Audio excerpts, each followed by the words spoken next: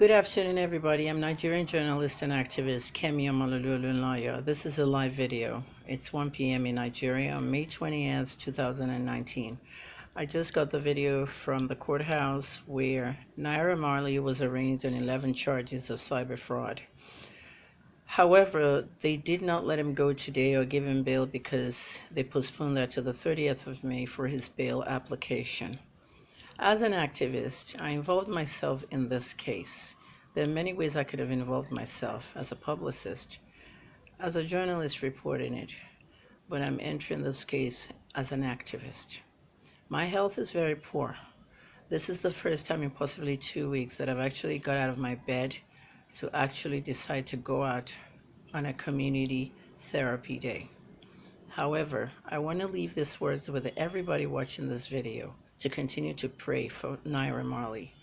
I know how it feels to be arrested for something you have not done. I was charged with almost 7 things. My case was withdrawn. I wasn't acquitted, it wasn't dropped, the case was just withdrawn. After I provided evidence that I did not write anything about Pastor Ibiyomi or post or publish anything, I simply posted a news tip that was sent to me.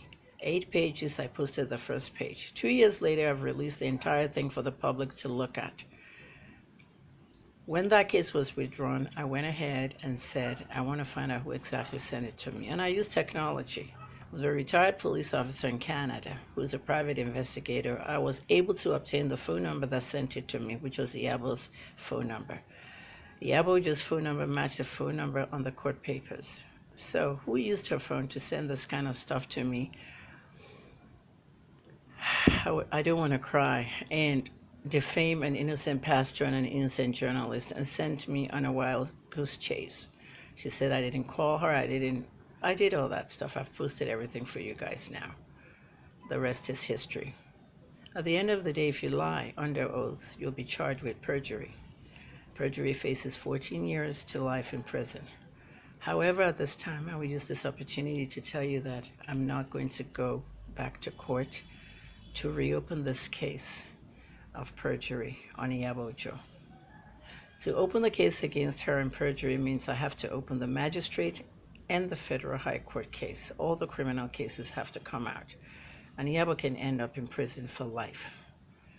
I will not open those cases anymore. The pain on me and the pain on my children is too much. It has affected my health. I will leave it to God. Like many of you have advised me, I will move on. I want to thank everybody who was involved in this case, people that had donated money to me when I came out the first time, the second, and the third time. People that donated money to me yesterday, today, and people who are still donating money to me for my work, but most importantly for my wellness. I want to travel abroad and do a 1-month retreat in a country with a lot of hills. Hills are good. When I look at a hill or a mountain, it relieves me of the stress. It takes suicidal thoughts away from me. It does a lot for me. Abuja is great, so I heard. I haven't been there. Some of the beautiful hills, even here in Oyo State, Idori Hills, many hills are great. But today, we have banditry. We have armed robbers and we have kidnappers. You cannot go into the serene villages of Nigeria anymore. I would love to go to Switzerland or some of the Alps all over Europe, or even Mount Rushmore in America. But I need a lot of therapy. It'll take years. I knew somebody that experienced something like this, and it took them years to recover. And they went to prison too, not even in Nigeria, in America. In Nigeria, I had no television, no radio, no newspaper, no outside contact to news or the world. That was torture. Torture when you're a journalist and you're in prison. My aches and pains are too much. My brain aches. When I get bored, I think about taking my life. I think about hurting other people. PTSD is about fight or flight. I was very bold enough to tell TVC on live television what I went through. And I'm ready to continue to help other people with mental disorders, whether they have it, whether they inherited it, or whether it was born upon them. Iyabo, remember, And I say the third time, remember. Remember what you did to hurt me, to damage me, to take everything I worked for. One day, God will judge. Going back to Naira Marley, I want to appeal to President Buhari and Vice President Osinbajo to do the needful and release Naira Marley and withdraw the charges. We as journalists are very intelligent. From Sahara reporters to HNN Africa to the Cable NG to any of the online reporting platforms to even the newspapers like Punch or Vanguard. We always have a source inside every investigation. We cannot reveal the source. We must protect the source. But sources have told me what is going on here. The federal government needs a scapegoat to make us look good for this new democracy next week that we're going to launch on May 29th. We have to make someone a scapegoat. Naira Marley was boasting about cyber fraud. He sang about it. Am I a Yahoo boy? Olu maintains saying about Yahoo. A lot of people have been in this predicament. I'm working on YML Melly now. YNW Melly is a rapper who sang about murder. I got murder on my mind. My son even sang the song and remixed it with money. I got money on my mind at Rich KJT Music. That being said, YNW Melly is in prison now, allegedly shooting two of his friends and driving their bodies around and saying it was a drive-by.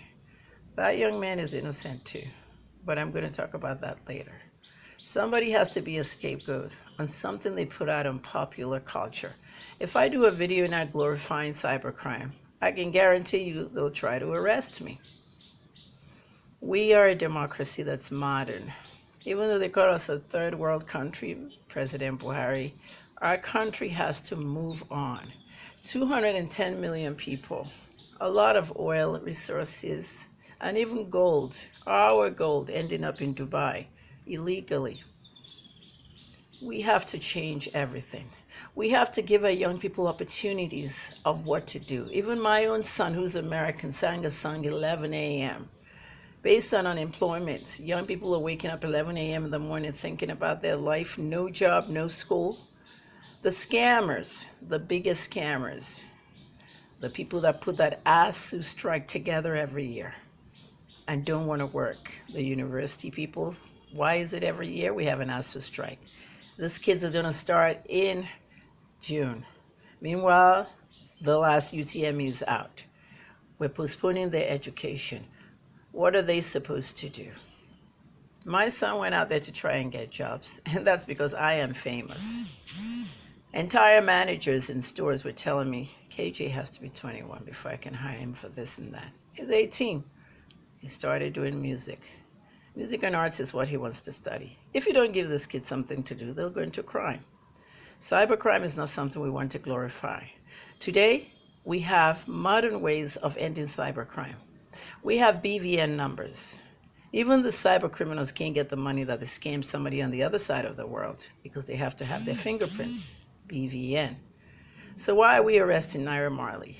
Why don't we have evidence of the people that petition the EFCC? Why don't we have evidence of the people that own the ATM card? President Buhari, Vice President Osinbajo. We are entering a new democracy on the 29th. His bail hearing is the 30th. This is a very tense period, a high security period in Nigeria that we should be very laying low. We want a safe country.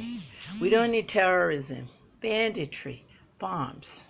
President Buhari, this government has never given me opportunities. I have 3 first-class degrees in the United States. Pharmacy, journalism, and public relations. I'm a self-made activist. Known in the U.S. for drug abuse and substance, President Clinton awarded me a green card. Known in Canada for gun violence, the Toronto Police awarded me, and community activism. But I'm not in those countries anymore. I'm here, in my country, Nigeria, the most intelligent country in the world. Thank you for listening, President Buhari and Vice President Osinbajo. Mr. Magu, please